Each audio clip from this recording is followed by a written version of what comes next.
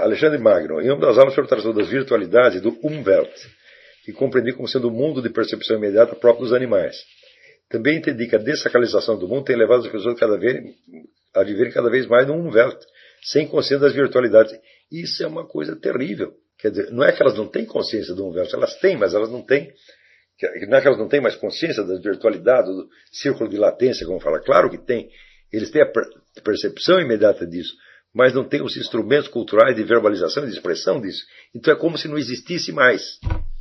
As pessoas sabem do que você está falando, mas como aquilo não tem correspondência no seu mundo verbal, elas acabam negando a sua própria percepção e falando somente daquilo que sabem falar e não sabendo daquilo que estão percebendo.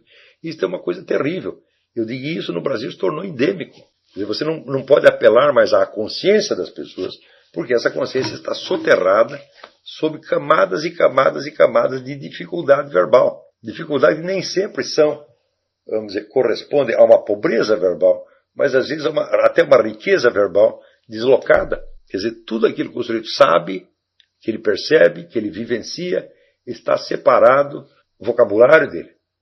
E onde ele tem vocabulário, ele não consegue dizer aquilo que percebeu realmente, então ele começa a falar de percepções substitutivas, que ele leu em algum lugar.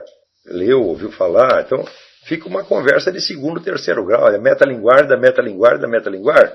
Isso me faz lembrar dos abortistas que, sem qualquer fundamento razoável, advogam status jurídicos totalmente diversos para o feto e o recém-nascido. Fiquei pensando na minha experiência como pai. O grande momento foi ver a minha filha pela primeira vez na hora do parto.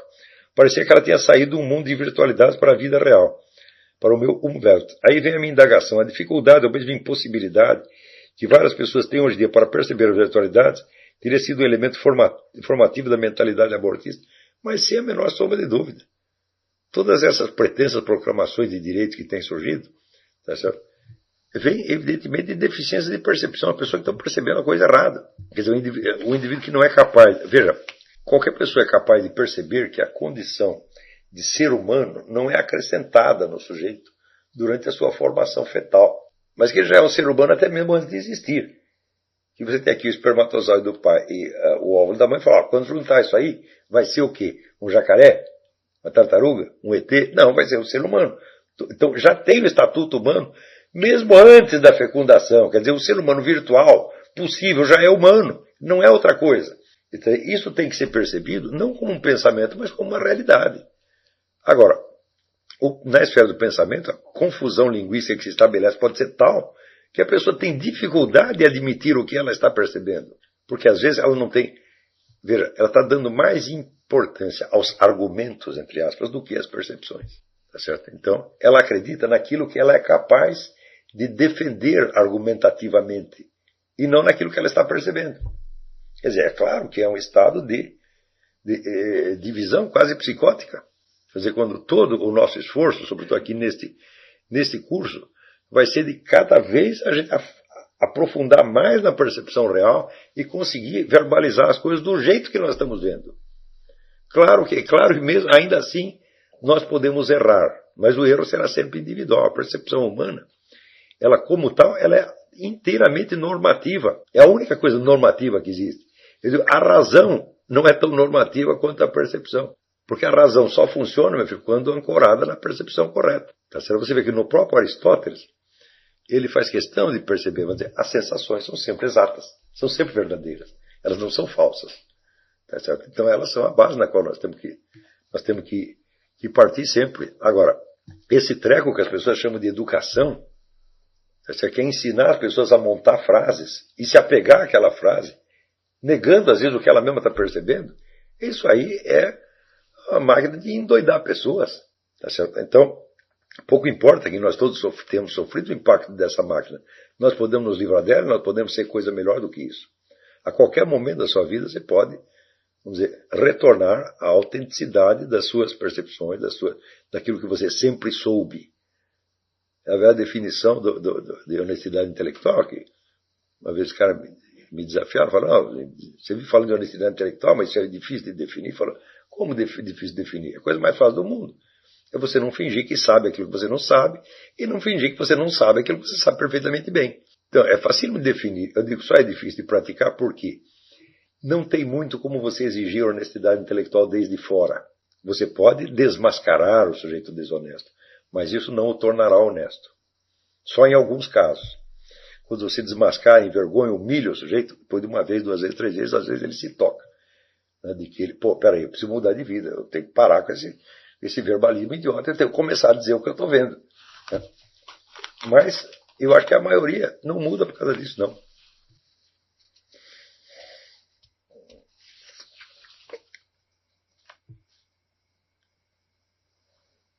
Agora, voltando aqui um pouco à pergunta do Atos Barbosa,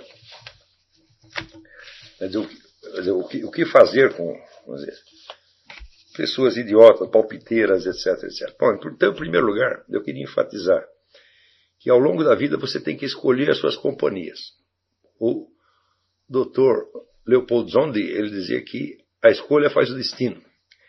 E as escolhas principais são a sua escolha de profissão, a sua escolha do cônjuge, a sua escolha dos seus amigos e a escolha do tipo de morte. Então, quanto às outras eu vou conversar depois, mas é a escolha dos amigos.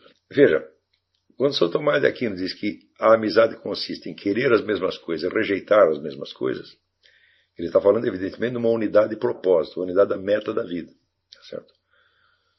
Ora, qualquer pessoa cuja meta na vida seja de ordem exclusivamente material, econômica ou social, não serve para vocês e vocês devem sumariamente se afastar dessas pessoas. Né? Por quê? Existe uma série de coisas na vida que, não, embora sejam necessárias para nós, pelo simples fato de serem necessárias, elas não podem ser metas. Por exemplo, você precisa de uma casa, você precisa comer e beber, você precisa descansar, você precisa casar e ter filho, você precisa de um emprego. Tudo isso são coisas necessárias à subsistência. Ora, aquilo que é necessário à subsistência não pode ser, ao mesmo tempo, o objetivo da existência. O objetivo tem que estar muito acima de tudo isso. E todas essas coisas, vamos dizer, esses outros elementos, eles vêm a nós como coisas que nos ajudam, ora nos atrapalham. Mas a partir do momento que o indivíduo colocou como meta da existência, tá certo?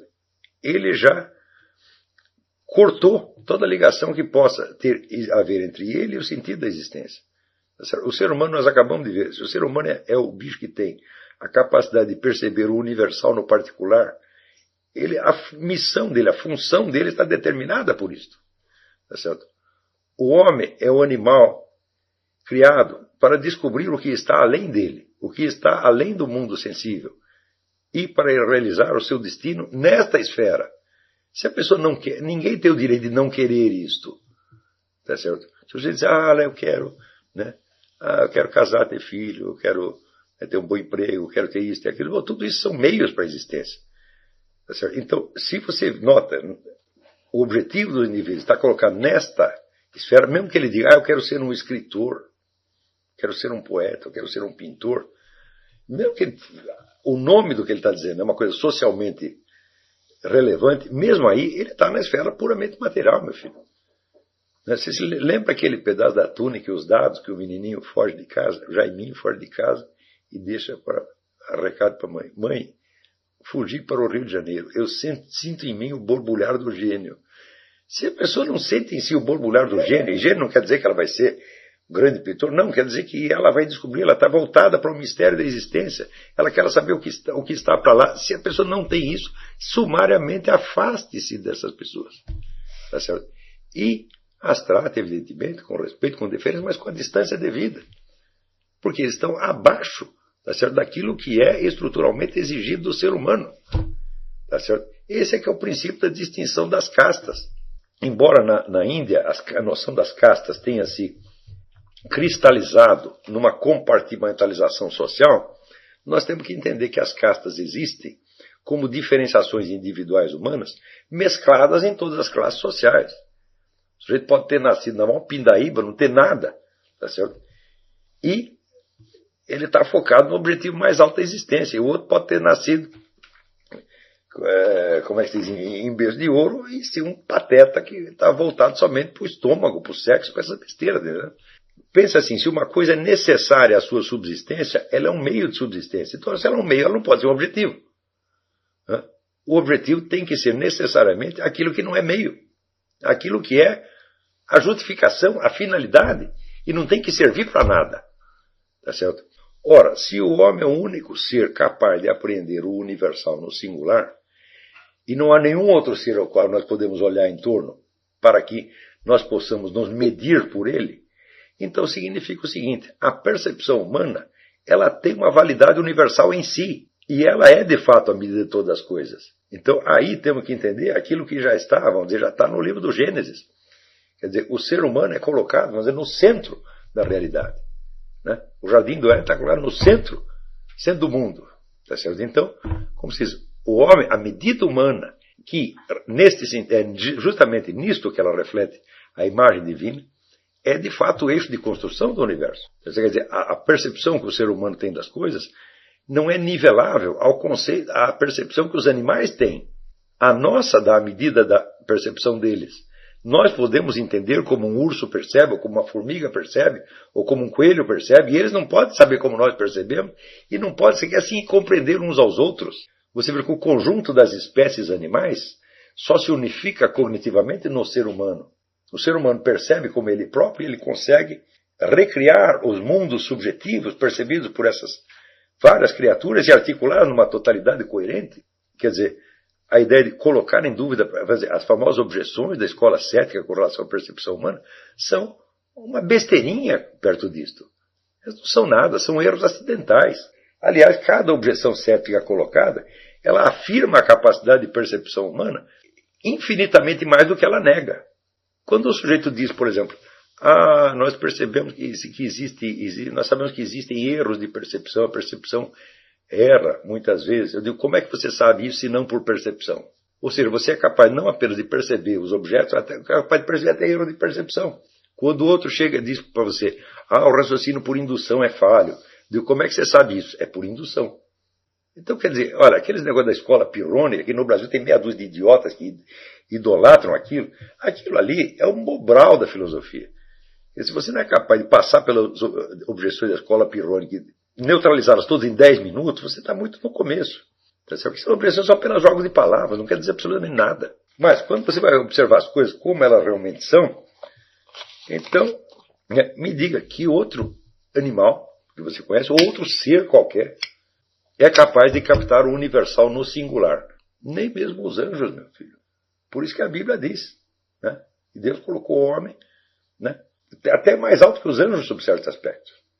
Tá certo? Então, nós temos que ter respeito pela percepção humana, porque ela é de fato a medida do real universo objetivo. Né? Não existe aqui o pessoal científico hoje costuma dar a ideia assim, todo mundo vive na ilusão de um mundo sensível, etc. Só nós cientistas conhecemos a estrutura, né, invisível interna. Isso é uma besteira fora do comum. Não é como Arthur Eddington, que chegava e dizia, vocês estão vendo isso aqui? Parece uma mesa, mas na verdade é um aglomerado de átomos. Eu digo, mas que besteira, professor. Quer dizer, isto que visto na escala microscópica parece um aglomerado de átomos, visto nessa escala parece uma mesa, você não acha? E por que o microscópico tem um privilégio gnoseológico que o macroscópico não tem? Me diga, qual é a justificativa? Só porque é menorzinho é mais verdadeiro? Que estupidez é essa? Quer dizer, é um raciocínio pueril feito por um sujeito que é um grande cientista. Então, aí que eu estou dizendo, Arthur Eddington não tem a menor ideia de como articular a física dele com a realidade. Enquanto estava falando de física, estava tudo bem. Quando começa a falar da realidade, só sai a besteira. E a maior parte dos porta-vozes da ciência hoje são todos assim. Quer dizer, a ciência é um uso determinado da razão, uma especialização da razão para certos fins.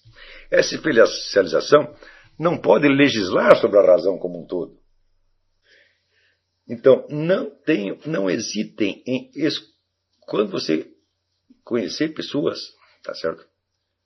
Você olha, você vê se dentro do sujeito tem aquela chama que o eleva, tá certo? Acima do mundo social vulgar. Se ele tem aquele chamado, tá certo?